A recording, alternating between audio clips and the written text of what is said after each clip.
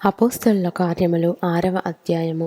ఆ దినములలో శిష్యుల సంఖ్య విస్తరించుచున్నప్పుడు అనుదిన పరిచర్యలో తమలోని విధవరాండ్రను చిన్నచూపు చూచిరని హెబ్రీయుల మీద గ్రీకు భాష మాట్లాడు యూదులు సనుగసాగిరి.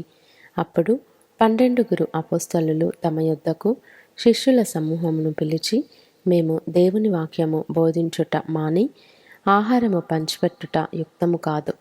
కాబట్టి సహోదరులారా, ఆత్మతోనూ జ్ఞానముతోనూ నిండుకొని మంచి పేరు పొందిన 7 మనుషులను మీలో ఏర్పరచుకొనుడి. మేము వారిని ఈ పనికి నియమింతుము.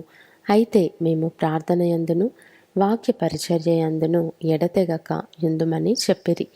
ఈ మాట జనసమూహమంతటికి ఇష్టమైనందున వారు విశ్వాసముతోనూ పరిశుద్ధాత్మతోనూ నిండుకొనిన వాడైన స్టెఫను, ఫిలిప్పు, ప్రొకొరు, నీకానోరు, తీమోను, పర్మెనాసు, యూదుల మత ప్రవిష్టుడును అంతియొకయ వాడును అగు నీకోలాసు అను వారిని ఏర్పరచుకొని వారిని అపోస్తలుల ఎదుట నిలువబెట్టిరి.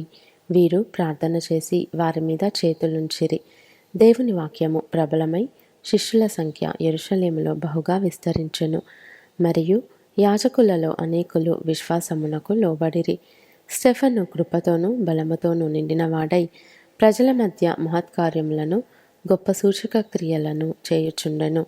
అప్పుడు లిబెర్తీనులదనబడిన సమాజములోను, కురేనీయుల సమాజములోను, అలెగ్జాంద్రియుల సమాజములోను, కిలికియ నుండియు ఆసియా నుండియు వచ్చిన వారిలోనూ కొందరు వచ్చి స్టెఫనుతో తర్కించిరి గాని మాటలాడుటయందు అతడు అగపర్చిన జ్ఞానమును అతనిని ప్రేరేపించిన ఆత్మను వారెదిరింపలేకపోయిరి.